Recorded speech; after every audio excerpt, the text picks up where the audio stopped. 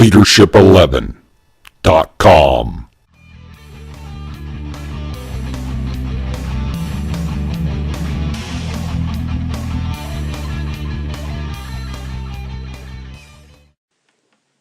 Welcome to Leadership Role. I'm your host, Dr. Kitty, and today we'll be finishing our Dark Angels Codex review with a couple of army lists that I've come up with. This will feature a Ravenwing, a Deathwing, and then the standard Green Marine lists. They're all different and they definitely play different, but we'll jump right in with the Ravenwing list. So all these lists are going to be 2,000 points, give or take. There might be a few points missing, but none of them are over 2,000 points. So for the Ravenwing list, we take Samuel on the jet bike. He does have the option to take the land speeder, which is 14 armored front and side, which is okay, but still only has 2 hull points. So I think it really depends upon what you're fighting. It can be tough to get through 14 armor, but not necessarily an assault. And you lose Samuel's assaulting ability out of that. On his jet bike, he is an Eternal Warrior, and he does have a plasma cannon, so it's really not bad. For troops, I went with 3 squads of 5 Ravenwing bikes, and each squad has an attack bike with a multi-melta. 2 of the bikers carry plasma guns in each squad. That could easily be switched to other special weapons. But it's 6 scoring units, as the bikes are always separate, the attack bikes. And that also gives you 3 multi-meltas to wander around and try to blow up enemy tanks. Then I have 2 units of 4 land speeders with the heavy bolters and missile launchers. These things put out a lot of fire, and they destroy hordes great. They can kill pretty much any vehicle in an efficient manner. But it's they are a little fragile, but in a unit of 4, they are harder to kill because it's actually 8 hull points to chew through, even though they're only armor 10. In general, I would probably leave these guys in reserve and have them come in later in the game. They can deep strike, but I'd probably just fly them in because they can move 12 and they're plenty fast. Then for heavy support, I have 2 Landspeeder Vengeances. Now, this particular model isn't particularly favored because a lot of people don't think it looks particularly great. But I think the 5-inch plasma blast from its plasma storm battery thing is pretty amazing. Again, I would probably just deep strike these things or fly them in from reserve and call that good. That way you at least get a shot with them, and hopefully the enemies like Terminators or big heavies will be in so that you have a good target with that 5-inch blast of plasma. Then lastly, the Ravenwing Command Squad. Generally Samuel would be with these guys, but it's 4 bikers. They have the Apothecary and the Standard of Devastation. I don't think making the Command Squad champions worth it. I actually prefer their rending hammers to the strange weapon they get for the champion. But this list comes to 1992 out of 2,000, so you even have a little bit of play in there too, if you do want to do something like that. The nice thing about the Ravenwing list is that it's very fast, and you can outmaneuver your opponent, and the bikes, because of the toughness 5, are still pretty hard to kill. The other nice thing is Samuel does give Skilled Rider to any unit he's with, so you get that +1 Jinx save, which makes him more survivable. And you also ignore dangerous terrain, which is also really good for the bikers. The Command Squad already have it because they are technically Ravenwing Black Knights. That's what makes up the Command Squad. So next we'll move on to the Deathwing. This is definitely a tough list to play, but it's all Terminators. So starting off we have Belial. I always give him the Thunderhammer and Storm Shield. I just feel it adds to his survivability. An Interrogator Chaplain with Terminator armor, so he just has a Storm Bolter. Then I took a Dreadnought, and he has the just Power Fist and Storm Bolter. Gave him a Twin Link Las Cannon and made him the Deathwing vehicle. So he's going to shoot better. He gets to reroll damage results. It's pretty decent. Then we got 5 Terminators with Storm Bolters. The Sergeant has the Thunderhammer and Storm Shield. and then one of them carries the Cyclone missile launcher. The next 5 Terminators just have Thunder Hammer and Storm Shield. The next 5 have Storm Bolters with an Assault Cannon. So just 5 Terminators, 1 Assault Cannon. But they're in a Land Raider, and of course that has to be the Deathwing vehicle. And then 5 Terminators with Twin Lightning Claws. They're in a Land Raider Crusader, which is also a Deathwing vehicle. Now in general what I would do here is I would put Belial with the 5 Terminators with Thunder Hammer and Storm Shields. And they would teleport in using the Deathwing Assault. I would actually put the Interrogator Chaplain with the Lightning Claws, because he gives them hatred, so they'll reroll to hit and reroll to wound, which is pretty good. The 2 Land Raiders will start, and so will the Dreadnought, and the other ones will teleport in. The Shooting Terminators, of course, benefiting from being twin-linked when they come in.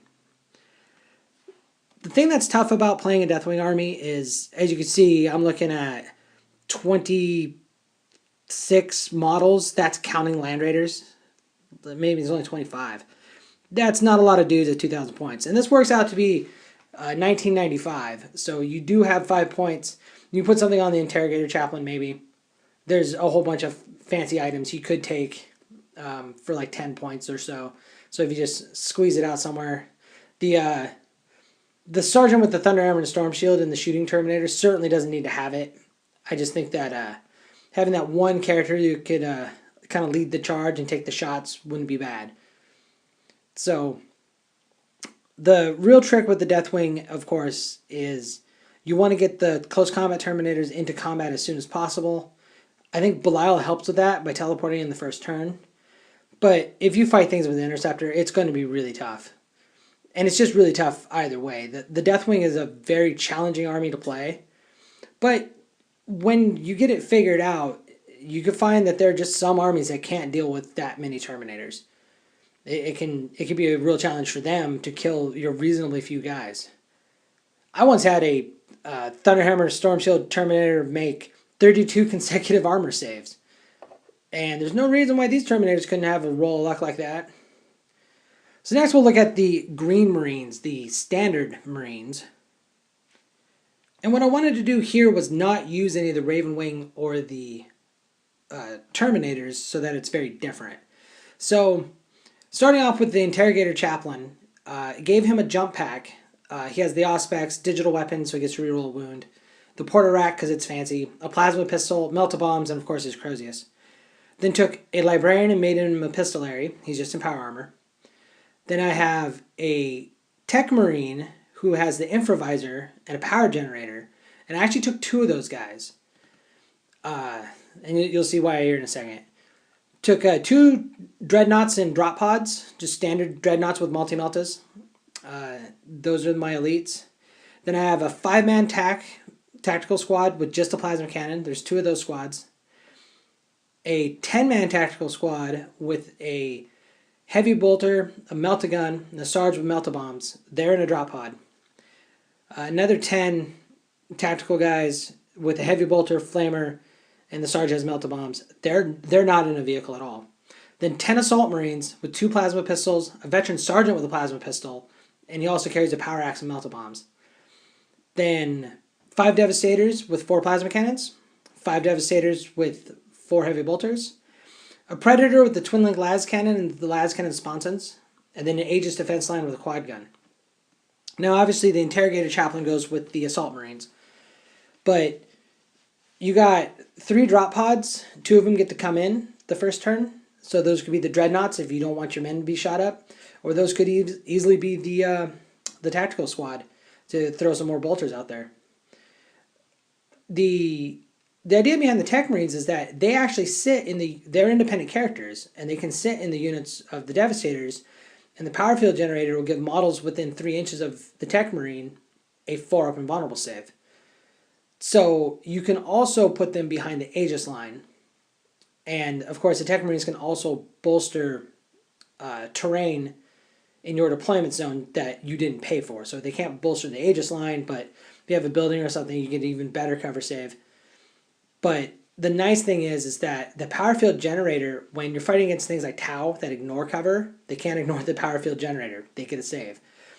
And because they're with Devastators, it's unlikely that you'll ever be giving the opponent the 4-up save because it's all models within 3 inches. So, and that's why I didn't give it to the Interrogator Chaplain. He already has a 4-up invulnerable save. The Assault Squad would probably deep strike and shoot their plasma pistols. There's 4 plasma pistols coming out of there, counting the Chaplain, which is actually pretty decent.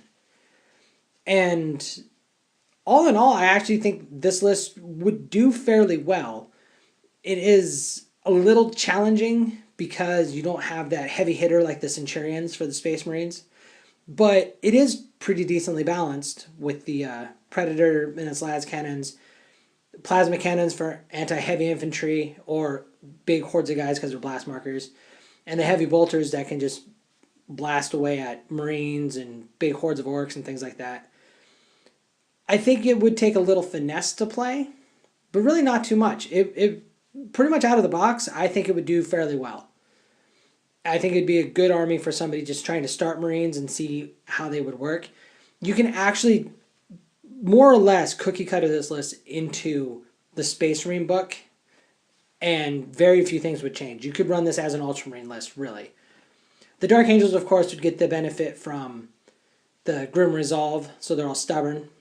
Really actually helpful for the Assault Squad if the Chaplain should die, because, of course, the Chaplain will make them fearless. So, all in all, the Dark Angel book, I would say, is maybe a little bit underpowered compared to the Space Marine book. But really, I think it has more to do with it plays different. It's not really underpowered. It works just fine. And you do get a little bonus if you happen to fight Chaos Marines. You do have a problem with the synergy of the units sometimes, like the Deathwing. They just, like, it's a great idea, but it's hard to make work. But if that's what you want to do, you get better at placing and target selection and things like that, and you should be fine.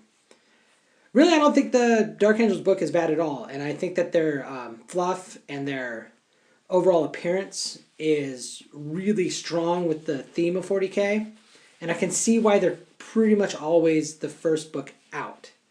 Now, on the flip side, it is annoying if you're a Dark Angels fan to have your book come out first, and then when the normal Marine book comes out, every time it seems like it's better. I don't really think they did that much in this case. The last edition, definitely. This time, no. Like I say, I think they just play differently. So that's my review of the Dark Angels. I will be taking a look at the Tyranids here sooner than later, as well as a couple of random off topics. And we will talk to you guys later.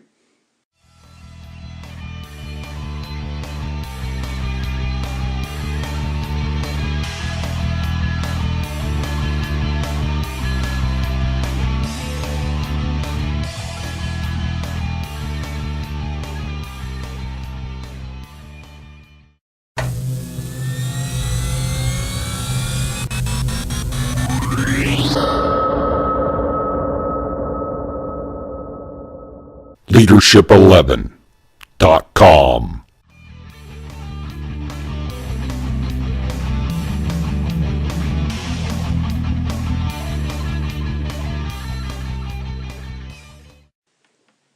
Welcome to Leadership Roll. I'm your host, Dr. Kitty, and today we'll be finishing our Dark Angels Codex review with a couple of army lists that I've come up with. This will feature a Ravenwing, a Deathwing, and then the standard Green Marine lists. They're all different, and they definitely play different. But we'll jump right in with the Ravenwing list. So all these lists are going to be 2,000 points, give or take. There might be a few points missing, but none of them are over 2,000 points. So for the Ravenwing list, we take Samuel on the jet bike. He does have the option to take the land speeder, which is 14 armored front and side, which is okay, but still only has 2 hull points, so I think it really depends upon what you're fighting. It can be tough to get through 14 armor, but not necessarily an assault, and you lose Samuel's assaulting ability out of that. On his jet bike, he is an Eternal Warrior, and he does have a plasma cannon, so it's really not bad. For troops, I went with 3 squads of 5 Ravenwing bikes, and each squad has an attack bike with a multi-melta. 2 of the bikers carry plasma guns in each squad. That could easily be switched to other special weapons. But it's 6 scoring units, as the bikes are always separate, the attack bikes. And that also gives you 3 multi-meltas to wander around and try to blow up enemy tanks. Then I have 2 units of 4 land speeders with the heavy bolters and missile launchers. These things put out a lot of fire.